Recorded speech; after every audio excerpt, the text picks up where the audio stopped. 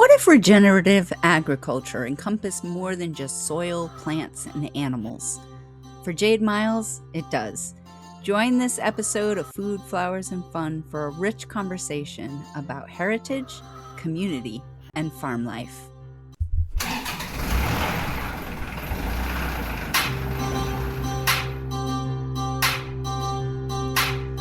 If you're the woman who does it all, farm work, housework, bookwork, homework, getting up at the break of dawn, this is the podcast for you. How do you multiply by fractions? Get away from the cares of the day. Restock, rootstock, feedstock, seedstock. Chat with women around the world who raise food, flowers, and fun. With your host, Kay Castrataro. That's me. Welcome back to Food, Flowers, and Fun. I am your host, Kay Castrataro. As always, we are sponsored by Penlight for Farmers, helping you to create purposeful farm lives rich in time, energy, and abundance. And today, I am with Jade Miles of Black Barn Farm. I can't talk today. That's okay. It is my evening and her morning. So we are working across not only time zones but also date lines. So that's pretty exciting for me today. Jade is a farmer, an author, a podcaster, a traveler, a speaker. She does pretty much everything. So Jade, welcome so much. I'm so glad to have you today. Thank you. I loved that at the top of the talk you mentioned abundant time. I'm not quite sure whether that's what I'll be speaking to today, but I'll do my best. Well, we go all over on this show. So whatever you bring to the table is what we will be very glad to hear. So, I basically just have people start out by saying, who you are and how you got into this thing that we call farming. And then we just kind of drift off based on what comes up. So tell us about your farm life and how you got there.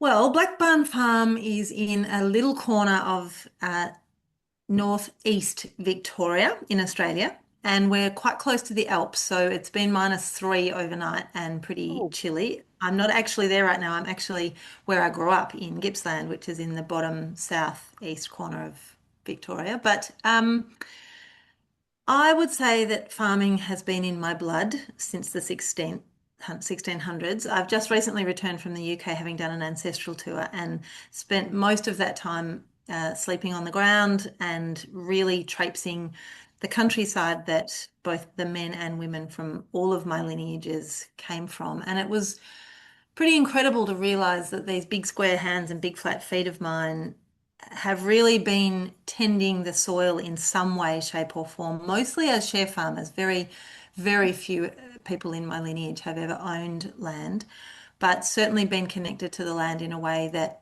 returns abundance for their community. And so I grew up as a permy kid. My parents were both pretty early adopters of permaculture. yeah. And that absolutely set us up for a pretty quirky way, a pretty quirky childhood that sort of set us apart from other kids in many ways. And I also spent a lot of time with my dad, who was an artist, going into central parts of Australia and painting. And while we were out there, we were sort of left to our own devices, really. And you could probably describe it as unschooling. And that, for me, meant that I learnt this whiplash way of being, where I was outside and in the landscape and on country and sitting in the earth and pretty filthy most of the time. And then back to what other people referred to as a normal existence, where I had to sit in a classroom and sit behind a desk and listen to a teacher. And so that's probably been my most foundational.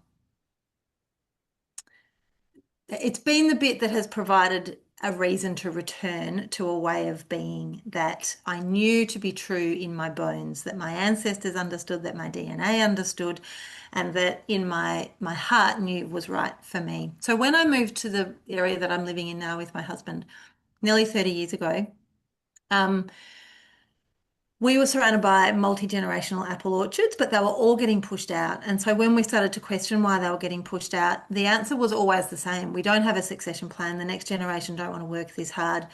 For properties that are family owned and of this scale, there's no financial Yep. return in it.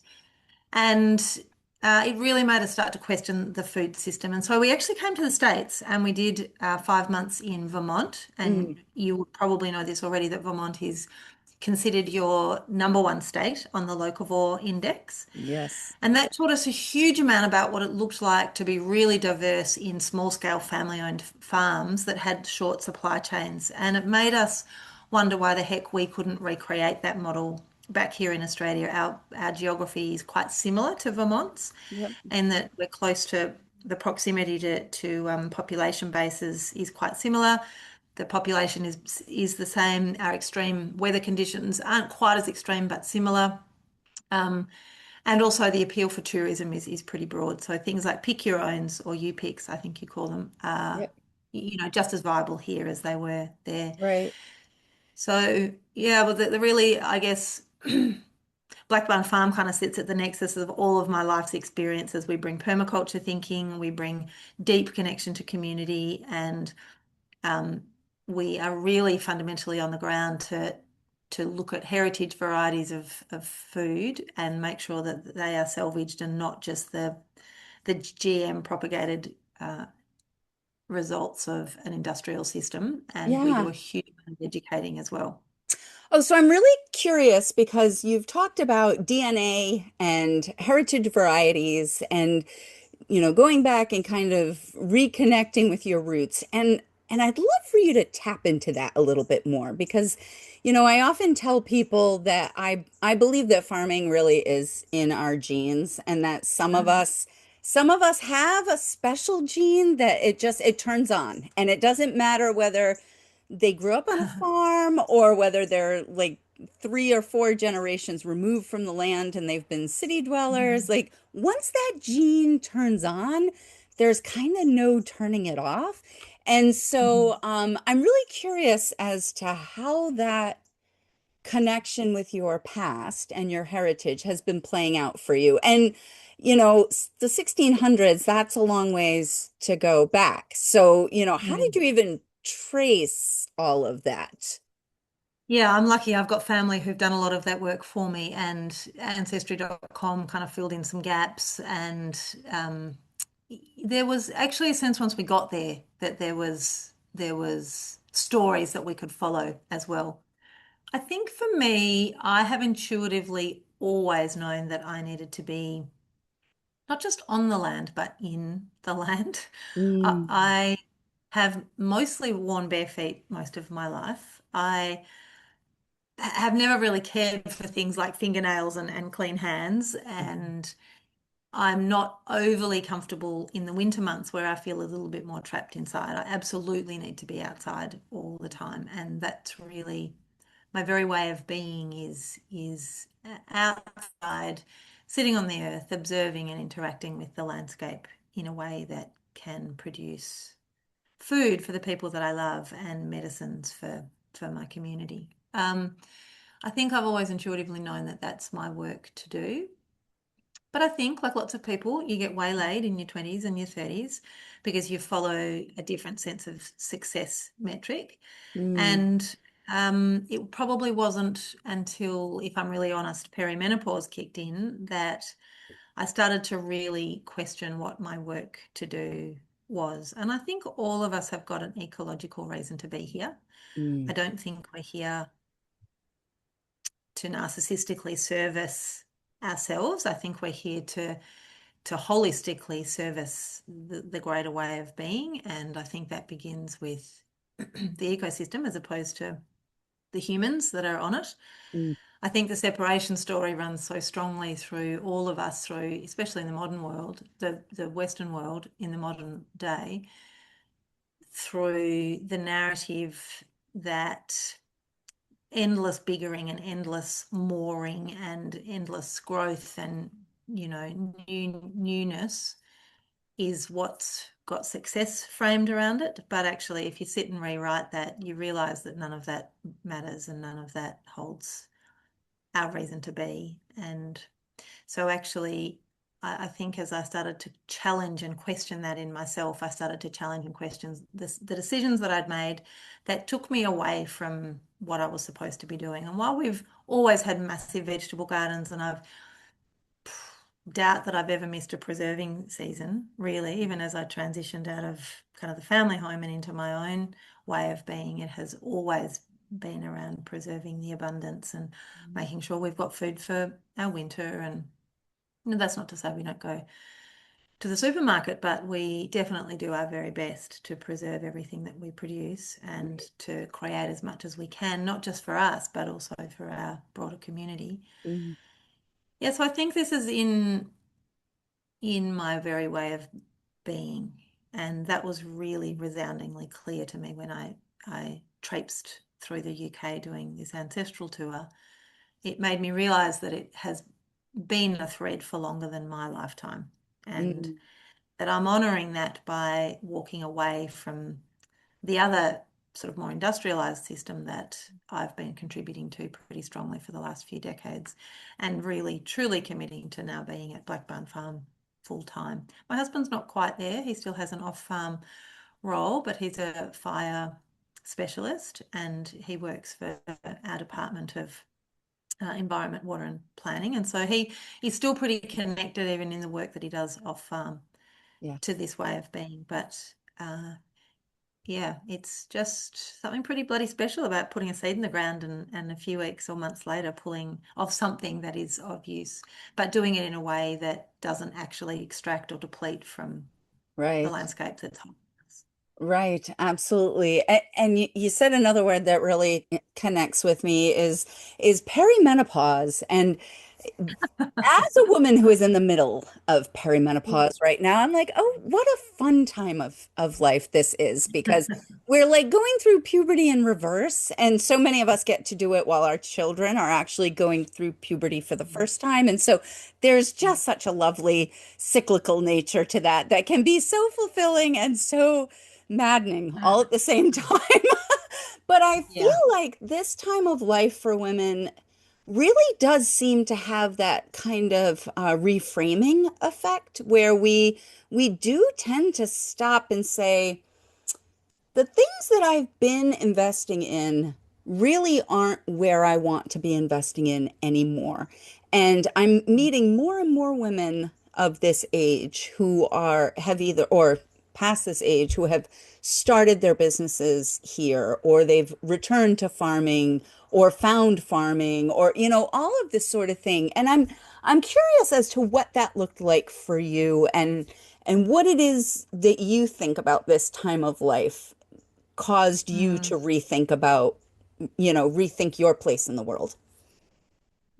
It definitely isn't a singular aha moment, but it's definitely a period of time that's probably quite defining for many, but unsettling for others. Mm, I probably started questions that I was doing, which to be fair, was never full immersion in an industrial way of being. I've always been pretty confident and competent to buck the system and to challenge status quo and to sort of beat to my own drum. But and my off-farm work was as the CEO of a not-for-profit that was funneling funding into regenerative farming and localized food systems. So it was really aligned. It ticked every box, of but course it it was. still meant I was doing 10-hour Zoom days and board reports and, building strategic plans. And all of that had me stuck in my head and Mm, stuck on a screen.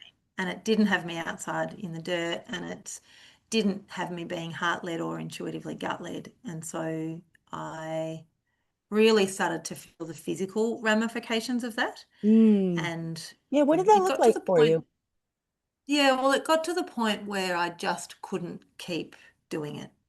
And, I got fatigued and I got headachy and I started to bleed to the point where I couldn't stop. Mm, And, I was feeling gumboots with blood while I was standing in front of school groups talking about this way of being. And so I goodness. think for me, there was a kind of coalition of the physical and the psychological coming together at once that Yeah. basically said, now's the time. And now's the time to stop and say heck no to the things that aren't your work to do. So I absolutely took years to really listen to that. And in that time, I wrote and launched Huddle, my second book. So my first book, Future Steading, was really the culmination of what I had known as a rhythm of life from childhood and had carried that into adulthood across what I term 6 growing seasons or 6 fundamental seasons across the year. And within each of those seasons, I had defined or have defined in my book, Future Steading, the way we connect to the season, the way we connect to the food that we're producing, the way we connect to our community, and the way we connect to things that are creative and nourishing for the sake of creating and nourishing, not just output. Yes. And The writer that in has me, done. the writer in me and the singer in me glow. And I find it so interesting because we get so many artists of the broadest sense on this show. Like so many dancers, singers, painters, writers, like all of these people who are inherently creative in the Mm, arts but are also mm, creative because they're growing food and ornamentals and even farm experiences. We do lots mm, of mm, mm, mm. agritourism as well. So yeah, so I find that creation such an important aspect of who we are, but especially who we are as Yeah, I think farmers. that's what it means to be human, to be creative. I just think the fact that we've monetized it in a capitalistic world has undermined our sense of value in it. And Right. unless there is an output, people won't do it, or unless there is a financial return, people won't do it. But Right. it nourishes my soul, and I imagine it would nourish others if they were given a chance. We run weaving workshops, Oh, and the most profound thing happened on one of them. One lady was sort of angry and short-tempered and huffing and puffing, and she couldn't get a piece of creativity to come together. And she took her work outside because she was being frustrated by all the other women finding flow around her. And she was in tears and she was really discombobulated. And she went home having not made anything. And about 2 weeks later, I had found it quite disconcerting, but 2 weeks later, I received a letter from her and I thought, oh, here we go. This is going to be tricky. How do I manage this? I don't But what the want to letter, open this letter. I know, but what, because it had her name on the back of it, and I thought, oh, and on the back of it, it said, I've sat with the discomfort of what that day forced me to face. And actually, it was one of the most profound days I've ever experienced. But what it made me realize was that I have learnt to become so linear and so structured and so output oriented that I'm missing the point of what it means to be human and Oh, what it means to sit in community with other women and quietly do our work, which isn't to create an outcome, but it's to just work through the process of working with our hands and feeling our intuition as it leads us to which pieces of material we use and how we weave that in. I learned a lot, and I have a long way to go in my learning journey because I think I need to relearn what my body knows to be true. And I think she spoke on behalf of lots of us. I think lots of us need to return and relearn what it means to truly be human and deeply localized eating the food that goes into our gut to formulate the microbiome that speaks to the environment that we call home, to connect us to place, living within the seasons and eating what is produced at the time and fasting and going without when it's not available, knowing how to heal and nourish and medicate ourselves with the trees and the soil and the earth and the waterways that are in our immediate vicinity. I think we have got a long way to return to being even close to what our Indigenous forefathers understood as our way of being in this world. And I don't need a strategic plan to identify that for me. I need to feel it. And so I have a sit spot and I sit in that sit spot mm, most days, although the last month has been pretty intense. And so I've struggled to get there. I've been on the road a lot with work. But that sit spot just reminds me of who I am, which is pretty insignificant, really. And it's pretty humbling. And it often gives me the answers that my body knows to be true as a reflection of, the echoes of our story that sit in our previous mm. generations. but I wouldn't get those answers if I asked a team to strategize. I wouldn't get those answers if I just used my head for the practical, Yeah. rational Yeah. reasons. I only get those answers when I shut up and really sit on the earth and listen. And Yeah. I'm in the middle of a book tour at the moment with my second book, Huddle. And I, on the weekend, did a back-to-back set of 5 events across pretty far-flung Wow. places of this Yeah. state. And it took me to very different landscapes and very different communities. And in one, this beautiful woman stood up and said, everything that you're talking about can be summarized by saying that if we just loved as our precursor for all of our decisions, it would change the way we interact.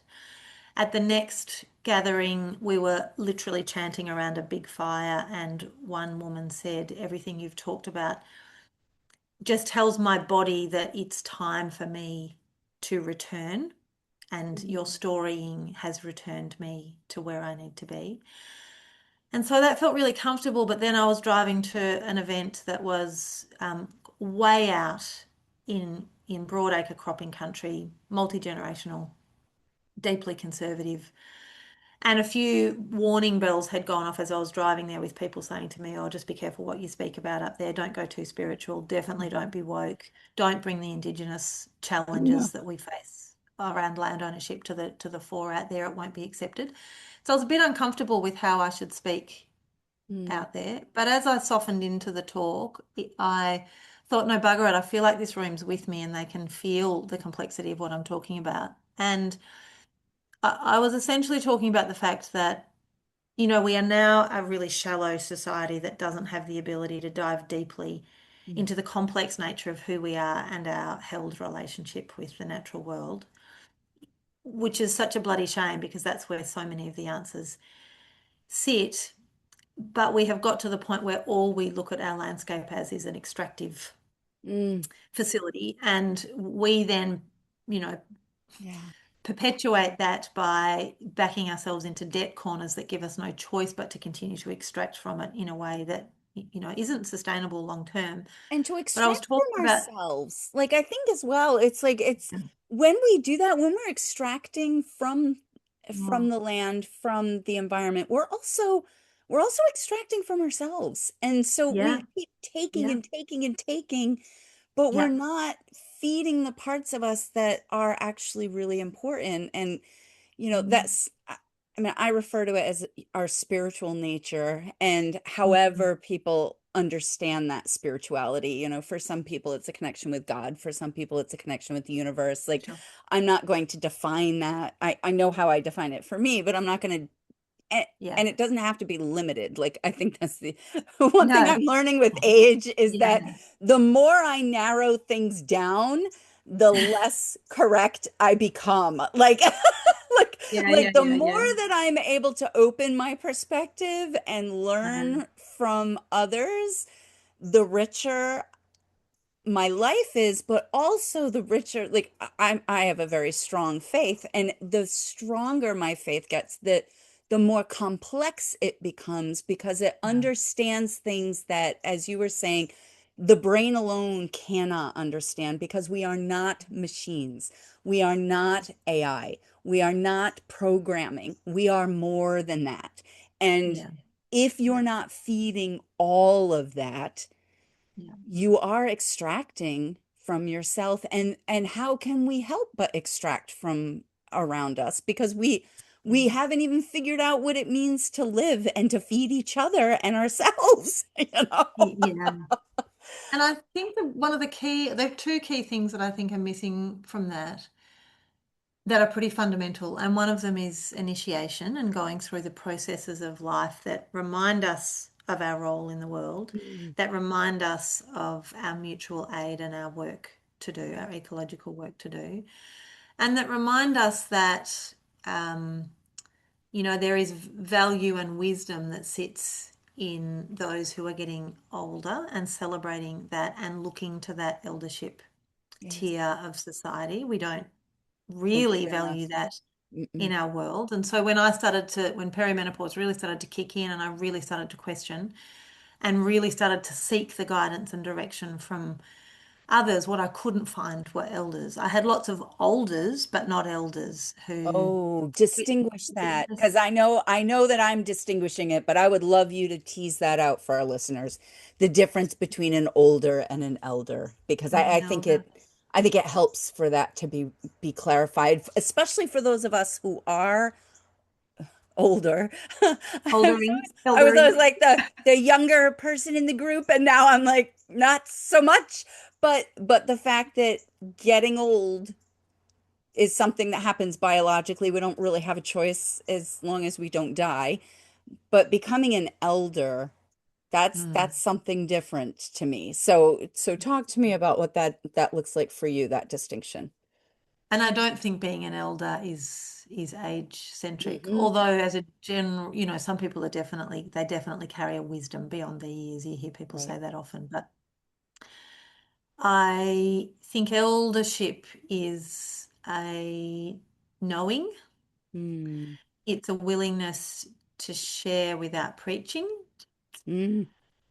and it's a an ability to listen, I think, more than anything, and see. Mm. So all our three children have all done rites of passage into adulthood where they've crossed over some sort of a threshold by undertaking some sort of a challenge and being surrounded by a very intentional and very sacred experience over a multitude of days in the bush, forest, I think you say. Um, Oh, but it's Australia. You have to call it the bush. it's the bush. Because that's what You're it is. definitely in the Aussie bush. Yeah, yeah. And I've always all of I've those. I've always I've always had this like romantic obsession with Australia. So it is so much fun for me to be talking to you. Yeah, the Aussie bush is a far cry from your, the fecundity of your, especially your eastern states. Wow, it is just next level abundant, whereas we tend not to have that in the majority of our country. Up north it's different, but certainly down south it's not. Mm. Um, but those experiences, those threshold crossings, and I just recently did a vision quest that is not dissimilar. It's held by elders and guardians who emotionally hold you while you spend multiple days in the bush on your own in a pretty tight amount of space. 3 meters by 3 meters is what we were sitting in, and you fast and you sort of lose your mind and you move into your body.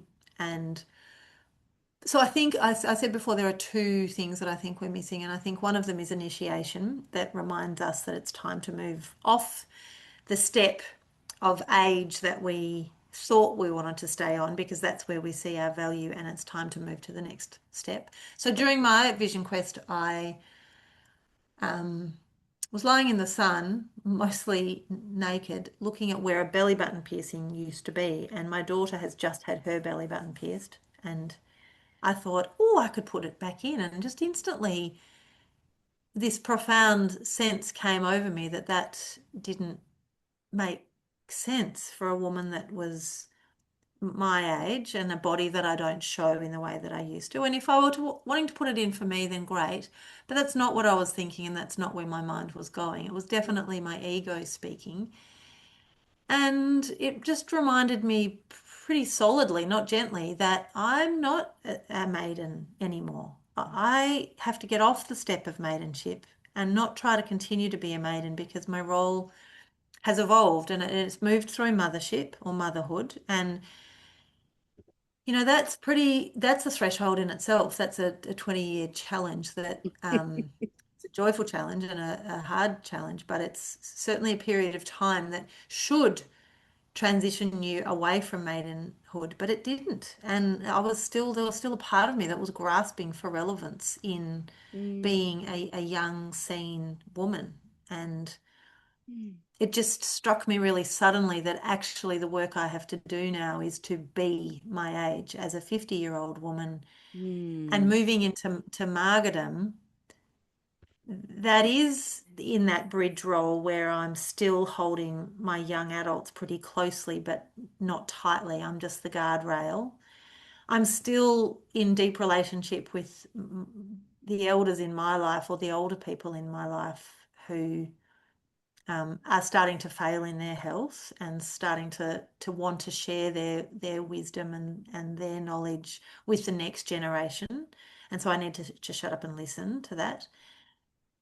Um, and that while this role that I'm moving into isn't seen in the modern day world, like it's not on my phone and it's not in the media and it's not portrayed in a way that feels very exciting.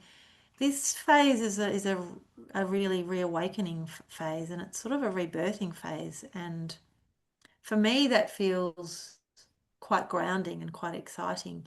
Yes. But I'm really looking that and to delineate between eldership and oldership. I got a lot of people that are older than me in my world, but they're so limited in their own journey Mm. of initiation through the different phases of life that many of them are still stuck in an earlier stage Much of life earlier that just stages, hasn't yes. enabled them to mature and to grow in their wisdom and Mm. to really do the work that they're here to do. And also there is a like my gran used to say to me, she died last week, and Oh, when I'm we were so lowering sorry. her into the ground, my grief for her was vast, but actually what matched it was my grief for the loss of her very way of life.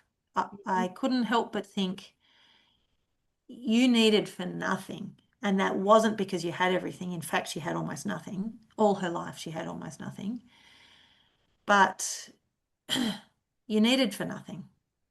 You Mm. wanted for nothing. You expected nothing. And you had a true understanding that life is complex and life is hard and there's joy in that. And Mm. there's magic in the simplest of things. If her dinner was on the table by 5 o'clock and she knew where it had come from, and most likely from the patch out the back, and it was a lamb chop and some freshly dug spuds and maybe a couple of, fresh beans, that was enough. She was And content. her definition of enough was so incredibly different to what enough looks like Mm. now.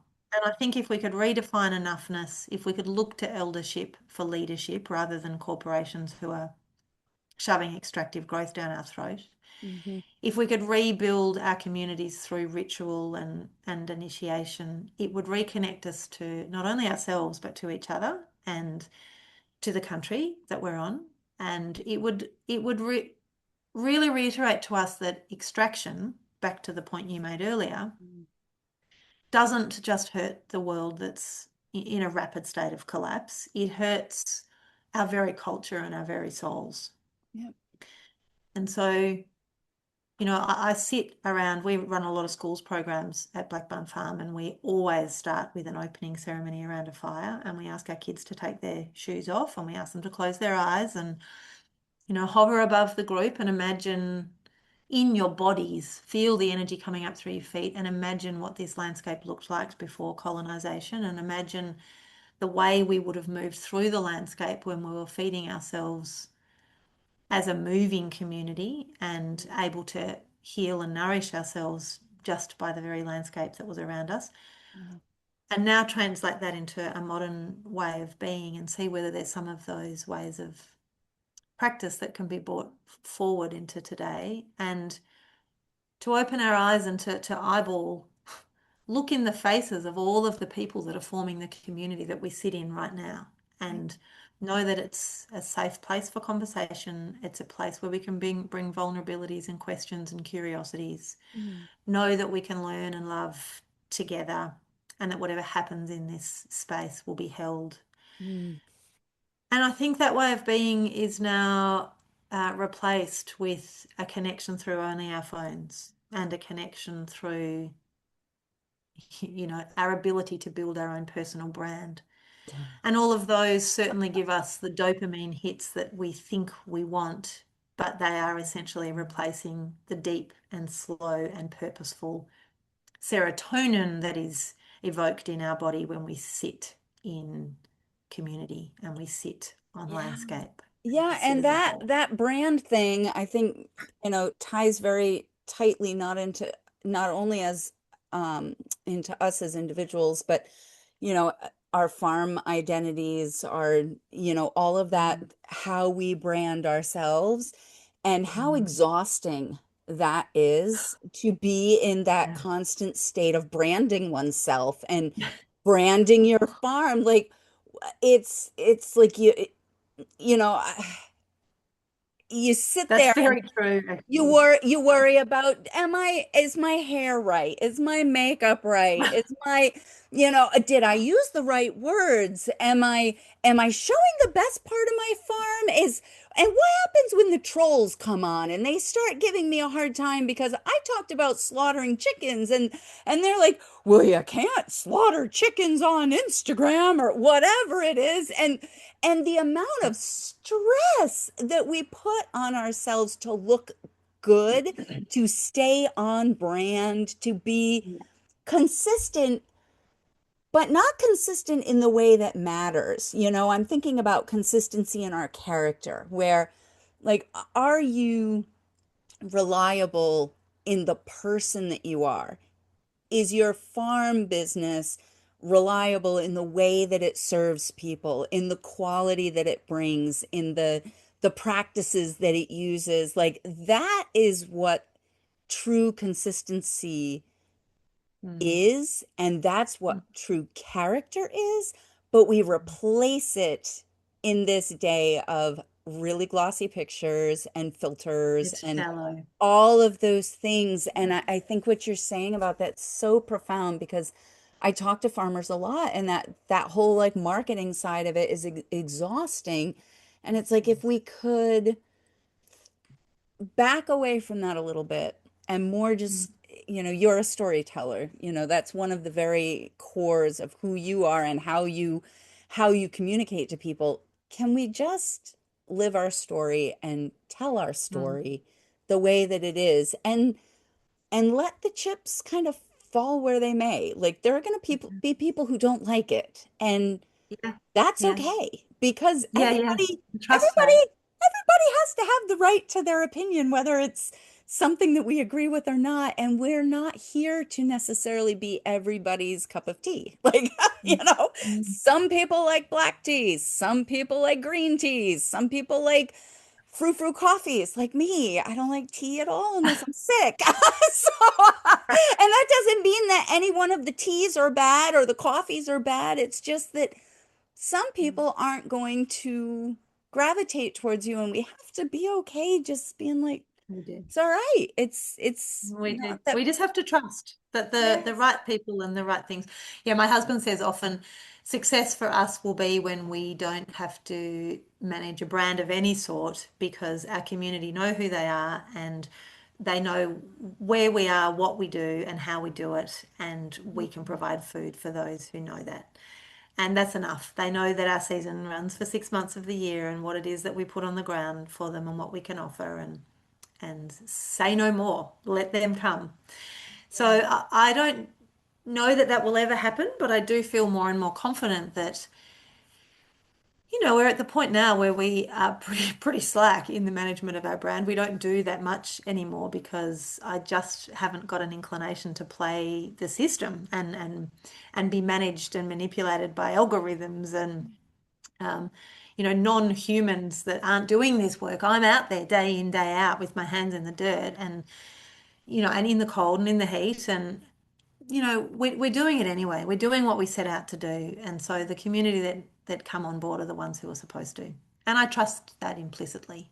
I just feel like there's more to this farming game than simply producing food. I think it's also a real opportunity to create collective ways of being. So we run women's circles and men's circles, and we host soul gatherings, and we do a lot of stuff that takes land stewardship and food production much deeper because I think we're capable of it, and I think we thrive when we gather together and we're Yeah. encouraged to operate at in a slightly deeper way.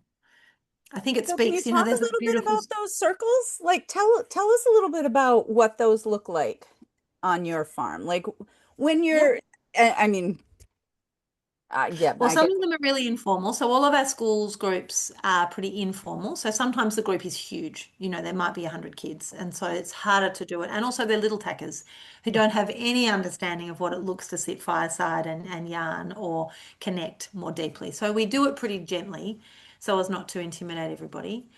Um, that might just be a quick meditation with your eyes closed and your feet on the earth and the sun on your back and, Mhm. using your imagination and your breath. But then women's circles, we've got two places on our farm. One is up the top near our top dam, and I refer to that as our kind of sacred women's space. In my mind, the dam feels like a woman's womb, and it's Mm. a beautiful, calm, nourishing, still environment.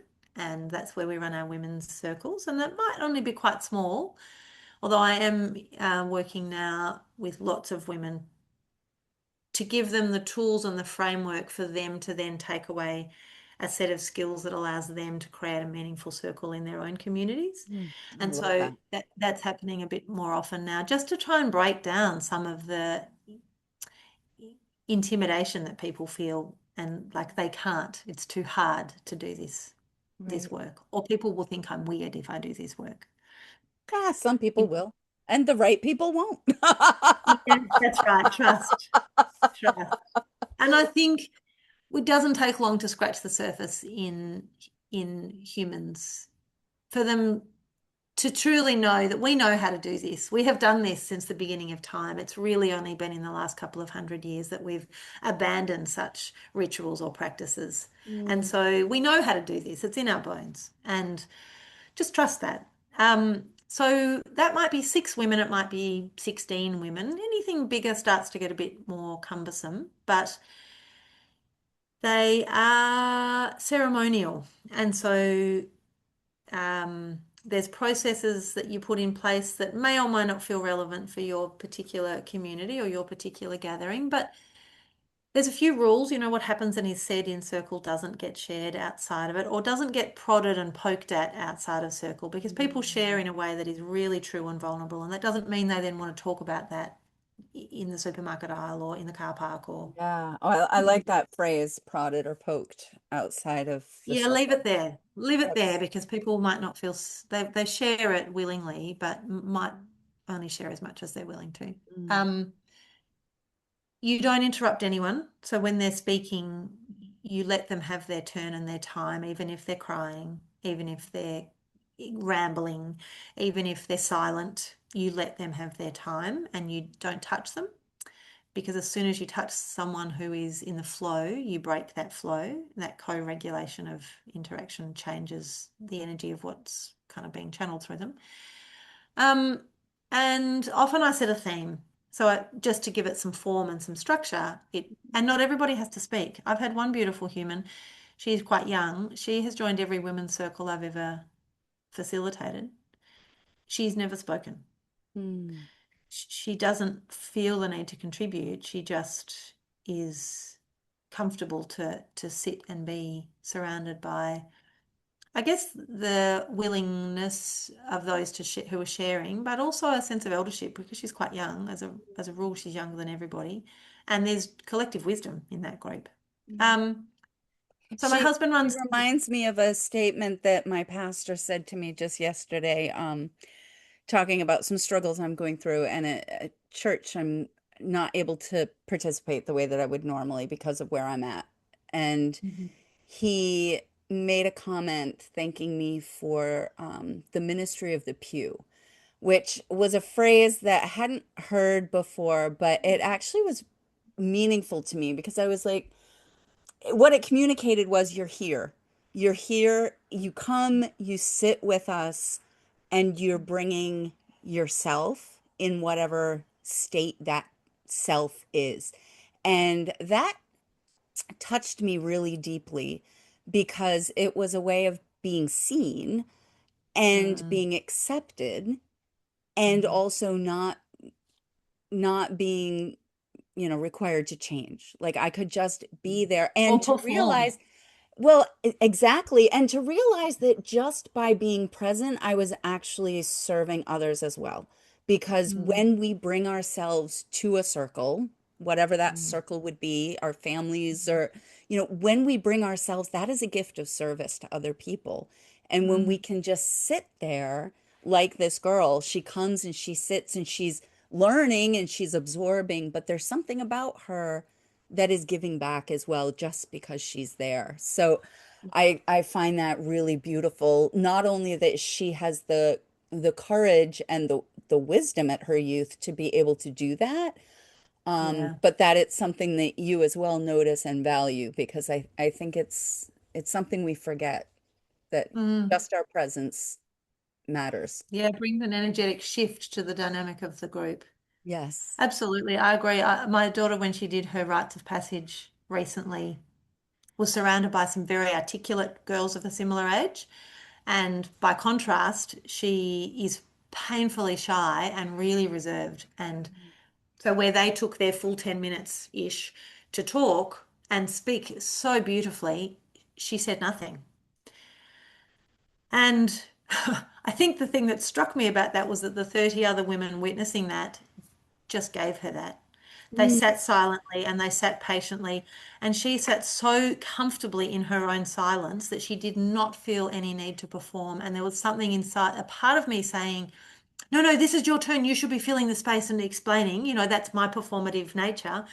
And then this other part of my brain saying, that is a ridiculous thought, Jade Miles. That is not what she should be doing. Your daughter does not perform ever, and you should never be asking her to do it. And these women, these other women, are giving her permission to not perform. And she is strong in that. And at the very end of her vision, of her rites of passage, when they were asked to reflect on the one thing they were taking away, she very quietly said, what I'm taking away is the knowledge that I am quiet and that's okay. And that in my quiet, it allows me to be the observer or the seer of all of the things that the not so quiet aren't seeing. And that's what I bring. And it made me realize that at That gave me 15, shivers. she has now learnt that she doesn't have to perform to be accepted and to belong. She still has value and she still has a role and she can totally be herself as she walks through the world. And the other thing she said was that it's made me realize that people aren't judging you the way you think they're judging you. And for a 15-year-old, that's really big because you feel like you're being judged and watched from every angle. And And our culture doesn't help. We already talked about this mm, with the whole social media, the way mm, that it is now. Like it's that sense of being watched and judged, mm, not just not mm. seen. It's not Uh, seen. It's not just seen and witnessed. watched and Yeah, judged. And yeah, that profound difference between being seen and heard and being yeah, watched and judged yeah, are it's worlds apart, absolute yeah, worlds apart. And so for her to be able to grasp that at yeah. 15, that is going to take her so far. Like that is going to be such a foundation for her to be able to Mm, skip some of the some of the painful things. Some of us take longer to learn because it's going to give her a firmer ground to stand on and more mm. confidence in who she is, just the way she is. And I think that's I think beautiful. we say something at home quite often, which we've borrowed, and I can't remember who we've borrowed it from, but it is that discomfort is the admission price to a meaningful life. And I think it's a really important thing to learn, especially, well, for all of us, but especially if it can be taught when you're young, because it allows you to just lean into what's uncomfortable and know that that discomfort is actually, it's teaching you something, it's showing you something, it's helping you make decisions differently, and that actually it's a very big part of just being human. And so she has learnt to sit in the discomfort of being what everybody else isn't because she knows that's who she is. And that's taken her years of being uncomfortable Mm. because she feels like she needs to perform but hasn't got it in her to do it. And I don't think it's just her that I'm using her as the example, but I think this speaks to lots of people. We all learn to perform in order to feel like we belong, but often in that performance we walk away from our true version of our authentic selves. And Yes. I think if you can drop the performance, it's taken me until I'm nearly 50. I was probably 40 when I started to feel uncomfortable in the performance. And now I just call it as it is. And, that doesn't sit with everybody, as you've already said, but I can't be what I'm not. And I don't think humans can be what we're not. We're not the robots that you've talked of. We're deeply complex, relational, custodial Mm, beings that have the capability to use head as well as heart and gut and hands. And that actually makes us whole. And as long as we're eroding any part of that, yes. then we're in a compromised version of ourselves. And Mm, so we apply that thinking not just to our own bodies and not just to our collective community around us, but every single day as we're navigating an existence on farm, how do we manage this particular challenge in front of us with a wilting tree or with a row of berries that isn't thriving? We sit and look at the whole. And I think we need to sit and look at the whole of our collective culture and really ask ourselves the path that we're on is as a result of this extractive way of being and this narrow, siloed, and ultimately destructive way of being. So the question is, what are we doing now that changes that? Because we can't continue to operate in this way. So our farm for us has been completely formative in teaching us this way of being and um, has given us the confidence to realize that what it looks like when we make decisions according to what it truly needs as a rich, diverse, yeah. complex landscape is very different to what the landscape would look like if we managed it industrially. And I think the humans in that landscape can use that as an analogy to Mm, how we function in our everyday lives. We ask questions differently, we get different outcomes, but then we need to be brave enough to stand by those outcomes, even though it looks completely different to everything else we see around us. right. Oh, Jade, I'm looking at my clock and I'm gnashing my teeth because I am just enjoying so like this is just I am eating this up. So like I I have to tell you I love the spirit that you bring and I've just loved hearing how you synthesize all of the different aspects of who we are as people, who we are as farmers, who we are as just atoms in the universe that are more than what we seem. Like we are both, you started off earlier by saying we are so small and insignificant, and yet none of us really is insignificant. So we're Yeah. we're both like this tiny little piece of almost nothing in the universe, and yet we are infinitely valuable, and that strange dichotomy that we have as human beings is fabulous. So I am Two going to. things can be true at the same time. Oh yes, yes, I tell my children that all the time. I think it was Yes. Einstein who said that a true Yes. genius can hold two opposing viewpoints in his Yes. mind at the same time. But I think being able to integrate that and sit again with the discomfort, the Mm. fact that life isn't black, white. It isn't right, wrong. It Yeah. is all of these many shades of gray and all of the other colors in the spectrum that Mm. move together and somehow make a whole where it doesn't seem like a whole can exist, and that whole is bigger than the sum of its parts. Yeah. Yeah. Yeah.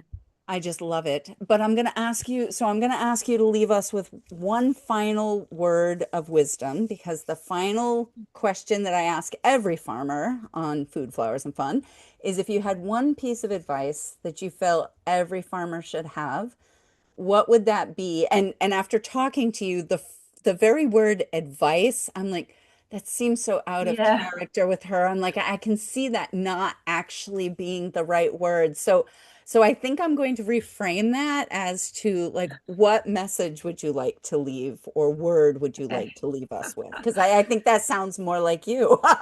It feels more like me. For me to give anyone advice would be a strange thing. I think the answer is sometimes always there. I think it's probably nearly always there. It's just that we need to give ourselves the time and the space and the courage to sit, to be still, to observe, and to let the answer come to us. It's there. And if you, again, just shut up and listen and really understand it from the whole, the answer will present itself. And it, in my experience, has been undoubting. When it comes, you know exactly what the answer needs to be. You feel it. It's not just an intellectual answer, it's felt, and you know it to be the truth. So then the follow through is to have the courage to do it. Mm. Trust. So trust it. Yeah, I To love do that, that. you got to learn to trust yourself. And so in your observation and your interaction. So Yeah. Yeah, so it definitely pulls all of that together, like to sit with the good, the bad, and the ugly, and to be willing to wait and to listen and to be open and then mm, to be bold enough to step out on what you know to be true. Oh, yes. so powerful, Jade. But because this totally hits on all of the things that are the most, they are the things that are the most deeply held for me, like who we are as people. And so this has been just such a beautiful, beautiful conversation. I want to thank you. I want to thank all of you out there for joining us, and we will see you next time on Food, Flowers, and Fun. Bye. How do you multiply by fractions, Mom? Farmworks calling, our show is all done. Goodbye, farewell, so long, adieu. See you next week, same time, same place for Food, Flowers, and Fun. Go in peace. Visit us at www.penlightfarmers.com.